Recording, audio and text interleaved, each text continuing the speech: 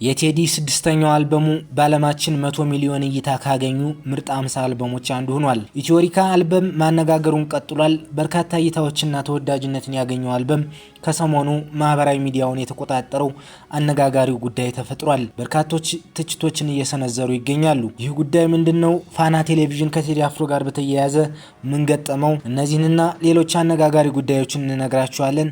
ቻናላችንን ላይክ እና ሰብስክራይብ በማድረግ አብራችሁን ቆዩ። ፋና ቴሌቪዥን ፋና ላምሮት የተሰኘ የድምጽ ተሰጥኦ ያላቸው ድምጻውያኖችን እያወዳደረ ወደፊት የሙዚቃ ኢንዱስትሪውን የሚቆጣጠሩ ጀግና ሙዚቀኞች እያወጣ የሚገኝ ምርጥ ፕሮግራም ነው። እነዚህ የሚወዳደሩ ተሰጥኦ ያላቸው ሙዚቀኞች ተራቸው እስኪደርስ አረፍ ብለው የሚቀመጡበት ክፍል አለ። እዚህ ክፍል ላይ ለኢትዮጵያ ሙዚቃ እድገት ትልቅ አስተዋጽኦ ያደረጉ ከወጣት እስከ አንጋፋ የሙዚቃ ባለሙያዎች ፎቶ አለ።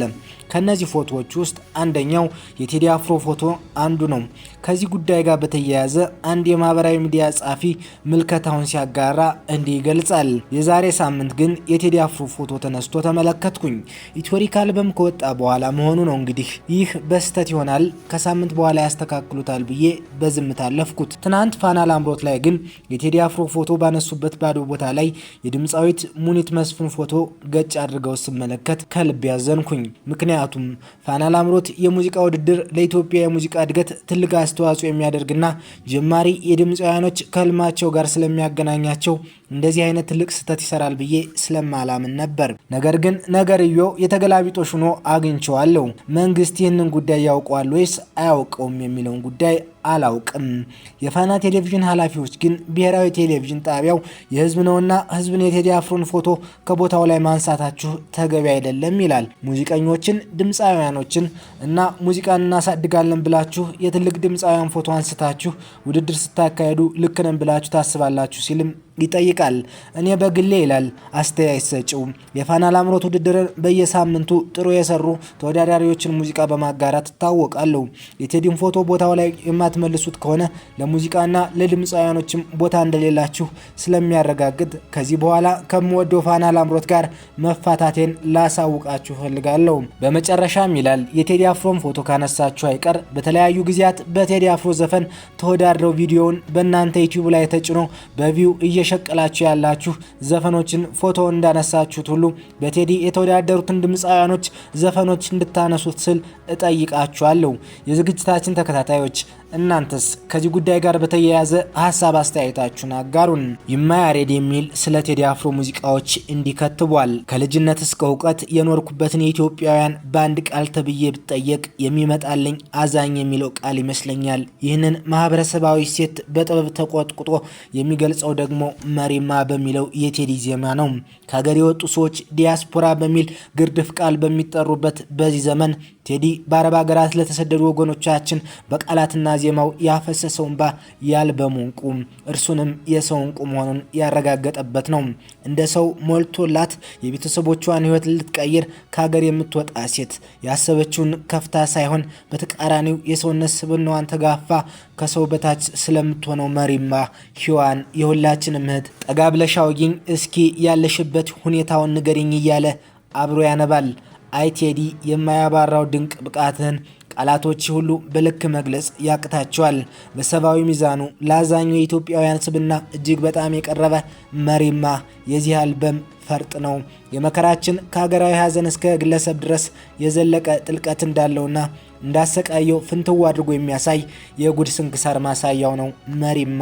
ሌላኛው ጀንበር ነው። በጀንበር ስራው ቴዲ አገራዊ ድባታችን የኛ በሐምሌ ጨለማ መስሎ ከላያችን ላይ እንዲገፍ ሲል የህዝብ ምልጃን እኛን ወክሎ ያቀርባል። የቀድሞውን ፀሐይንም በትውስታ ይከሰታል። የሞቀውን የቤቱን ወጋገን ይነቃል።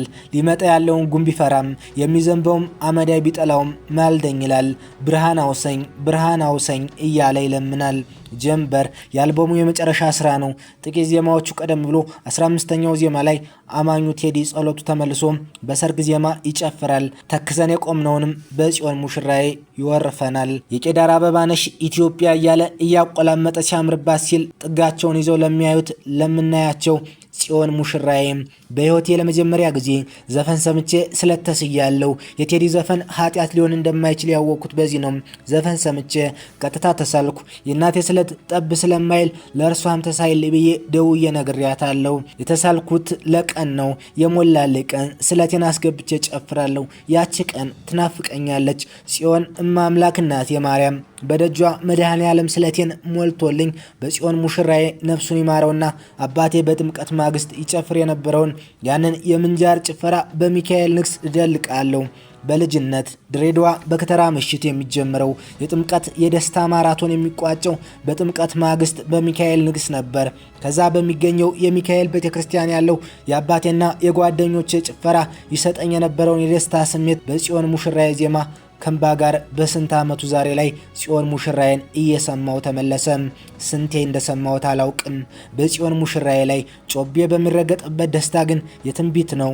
ቴዲ ያመነውን ትንቢት እኔ ማመኘበት በደስታ ነባሁ። ዳስጣል ላይ ቴዲን ሰብራ ሸለቆ ውስጥ ሆና ከዚህ በላይ ሀዘን የለምና ዳስጣል ያስባለችው ኢትዮጵያ የዳስጣልን ጥልቅ ሀዘን ቀጥሎ በአልበሙ የመጨረሻ ዜማ ጀንበር ላይ ብርሃን ተጠምቶ ጀንበር ልሽ ባይን እያለ ህዝብን ወክሎ የቃተተው ቴዲ በጽዮን ሙሽራዬ ትንቢቱ ደስታ ሆኖለት አምሳለ ጦቢትን ቆሞ ይሞሽራል። በትንቢቱ ተማምኜ እኔም ስለተስዬ ያንን ቀን እስካየው ከልቤ ናፍቃለሁ ይለናል።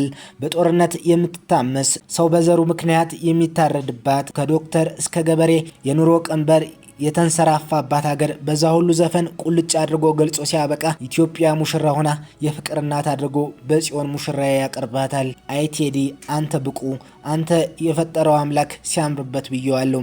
አባቴ በህይወት አጠገቤ ባይኖርም በጽዮን ሙሽራዬ ስራህ በስደት ብቻዬን ሆኜ የልጅነቴን ደስታ ዳግም እንዳጣጥም እድል ስለሰጠኝ ዘርህ ይባረክ፣ አንተ የተወለድክበት ቀን ትባረክ ሲል ሀሳቡን አጋርቷል።